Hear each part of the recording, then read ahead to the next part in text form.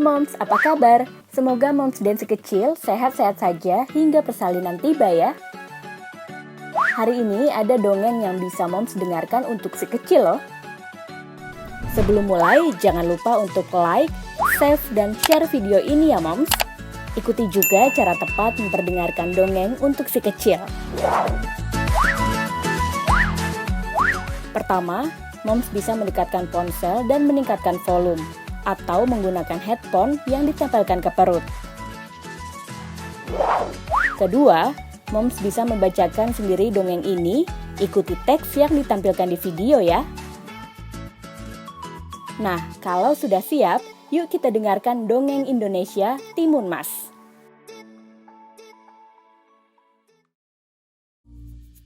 Pada zaman dahulu kala, di sebuah desa tinggal seorang janda tua yang bernama Mbok Iem. Ia hidup sebatang kara, tidak memiliki seorang suami dan anak. Setiap harinya, Mbok Iem selalu ke hutan mencari kayu bakar. Suatu hari, ia bertemu dengan makhluk raksasa yang sangat menyeramkan di tengah hutan. Tubuhnya setinggi pohon, kulitnya gelap penuh bulu kasar, kukunya panjang dan memiliki sepasang taring tajam. Dia adalah raksasa penghuni hutan. Tubuh Mbok Iem gemetar ketakutan melihat makhluk besar itu. Raksasa itu berkata dengan suara besar, "Hei perempuan tua, tidak perlu takut. Aku tidak akan memakanmu. Kamu terlalu tua. Dagingmu pun keras, tidak enak. Aku kesini hanya mau memberikan sesuatu padamu." Raksasa itu memberinya beberapa butir biji tanaman, lalu berkata, "Tanamlah biji ini dan rawat dengan baik, maka kau akan mendapatkan semua yang kau inginkan. Tapi ingat, kau jangan menikmatinya sendiri. Kau harus berikan juga padaku sebagai tanda terima kasih." Mbok Iem hanya mengangguk. Akhirnya, Mbok Iem pulang ke rumahnya, lalu menanam benih tersebut. Dengan ajaib, keesokannya benih itu tumbuh menjadi tanaman mentimun. Buahnya besar-besar berwarna emas. Karena penasaran, ia memetik buah mentimun yang paling besar. Setelah itu, mentimun dibelahnya. Mbok Iem terkejut. Di dalam mentimun itu ada seorang bayi perempuan yang cantik. Jadi ini maksud ucapan raksasa, batin Mbok Iem. Mbok Iem sangat senang dan tidak percaya bahwa ia memiliki seorang perempuan cantik yang lahir dari buah mentimun emas. Karena lahir dari mentimun, Mbok Iem memberi nama putrinya Timun Mas. Esok harinya, Mbok Iem bertemu kembali dengan raksasa itu di hutan. Sang raksasa berkata, "Engkau sudah memperoleh yang kau inginkan selama ini. Sesuai janjimu, kau harus membaginya denganku." Mbok Iem bingung, lalu bertanya, "Bagaimana mungkin bayi perempuan dapat dibagi?" "Tidak perlu bingung perempuan tua, kau boleh memilikinya hingga usia 17 tahun. Selanjutnya, anak itu akan jadi santapanku," ucap raksasa.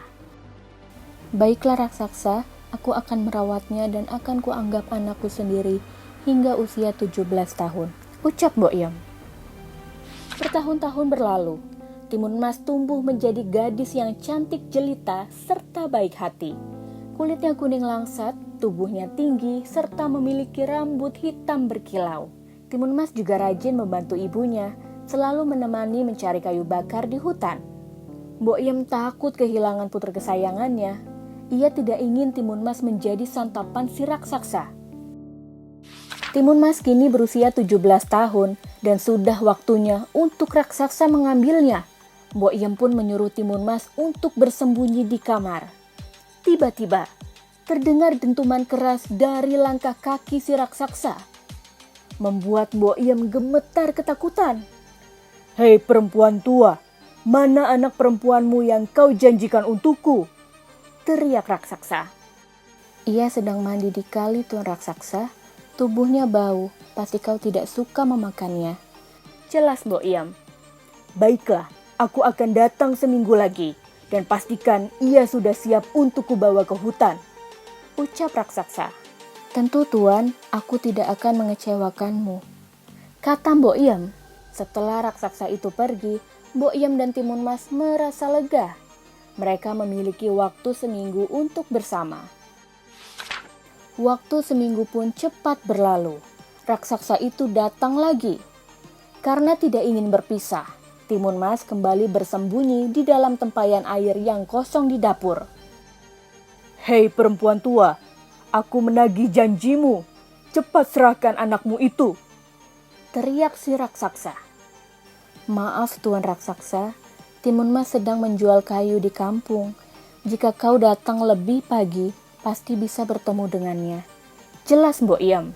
"Baiklah, ku beri 1 minggu lagi.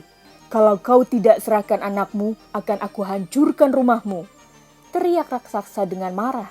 Mbok Iem ketakutan dengan ancaman itu. Ia tidak rela anaknya menjadi santapan raksasa kejam itu. Melihat hal itu, Timun Mas berkata, "Ibu, jangan sedih. Biarkanlah aku menjadi santapan raksasa itu." Namun Mbok Iem tidak tega. "Tidak nak, ibu tidak akan merelakanmu menjadi santapan raksasa jahat itu. Ibu akan melakukan apapun agar bisa menyelamatkanmu," ujar Mbok Iem. Kemudian Mbok Iem pergi untuk menemui seorang kakek sakti di gunung. Lalu ia diberi benih mentimun, sebuah duri, sebutir garam, serta sepotong terasi.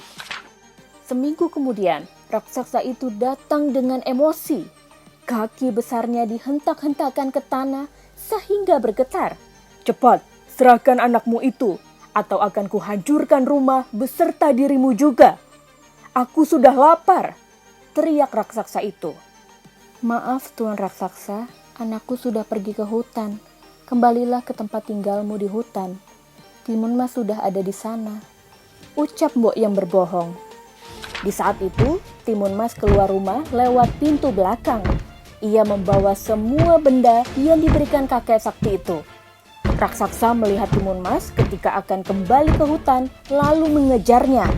Walaupun panik, Timun Mas masih ingat perintah ibunya untuk melempar benih mentimun yang langsung berubah menjadi ladang mentimun dengan buah yang besar-besar. Sehingga raksasa lapar itu memakan timun-timun itu sampai perutnya kekenyangan dan kembali mengejar Timun Mas dengan jalan yang lambat. Timun Mas melempar sebuah duri ketika raksasa mulai dekat. Lalu duri itu berubah jadi hutan bambu yang semakin memperlambat jalan si raksasa karena kakinya luka tertusuk bambu. Tetapi raksasa itu masih bisa mengejarnya. Timun Mas kali ini melempar sebutir garam yang berubah menjadi lautan luas, membuat si raksasa harus berenang untuk mengejarnya. Raksasa itu masih berhasil dan terus mengejar Timun Mas walau sudah kelelahan. Yang terakhir Timun Mas melempar terasi, lalu berubah menjadi lumpur hisap yang berhasil menghisap raksasa itu hingga tewas. Timun Mas pun selamat dari kejaran raksasa. Ia kembali ke rumah dan memeluk ibunya dengan penuh haru. Akhirnya, Timun Mas bisa hidup bersama ibunya tanpa takut dipisahkan raksasa jahat. Wah, dongeng yang menarik ya Moms. Si kecil pasti suka mendengarkannya. Jangan lewatkan seri podcast dongeng untuk janin selanjutnya ya.